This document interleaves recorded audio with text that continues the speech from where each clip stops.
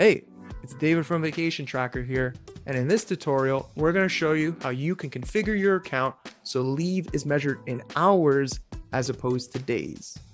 As an additional step, we'll also show you how you can adjust the shortest leave duration of the various leave types inside of your account. While all of this is totally optional to using Vacation Tracker, it might come in handy if you happen to be an organization that likes to keep track of smaller instances of leave, such as a lunch break or even just a few hours here for an appointment. To get started, as usual, you're going to want to make sure that you're logged into your own Vacation Tracker account. You're going to head on over to the left-hand menu and then open up the Workspace Settings submenu further. Then you're going to click on General and you're going to scroll down slightly till you reach the Configuration section. The second line item in the configuration section is set leave quotas in, and by default, this will be put to days. But if you click on the drop-down, you can select hours instead.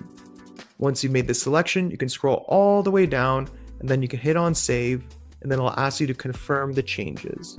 And once you do, all the different leave quotas for users, as well as all the reports, will now be shown in hours as opposed to days.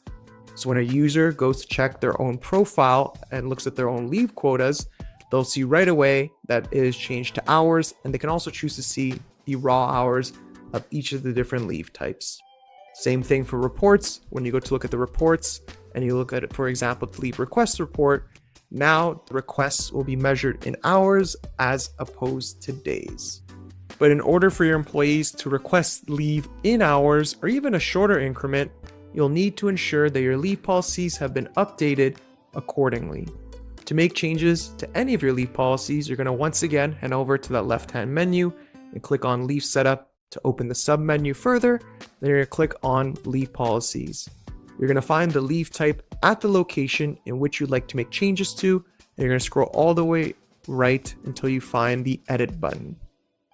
Now you're going to select the shortest leave duration in the drop-down menu, and you can go as low as 15 minutes or as high as a full day. And then once you've made your changes, you can click on Update, and now users at the particular location in which you make changes to will now be able to request leave at the shortest leave duration that you have selected. So now when a user goes to request leave, they'll notice that in the drop-down menu for leave type, there'll be an additional option. And if they select this, the smallest amount of time that they can take off will be what we chose in the settings. On their end, there are no other changes. They still need to select dates, choose the time in which they'll be away, provide a reason if need be, and they'll see that their balances down below will be reflected to show the deduction of the request. And then once they hit request leave, as usual, it will be sent to their approver in order for it to get approved and then to take their time off, or automatically approved depending on your settings. Thanks for checking out this tutorial. If you want to learn more about hourly leave or other vacation tracker features, then do be sure to check out our Help Desk Center, which has tons of articles covering this subject in much more depth.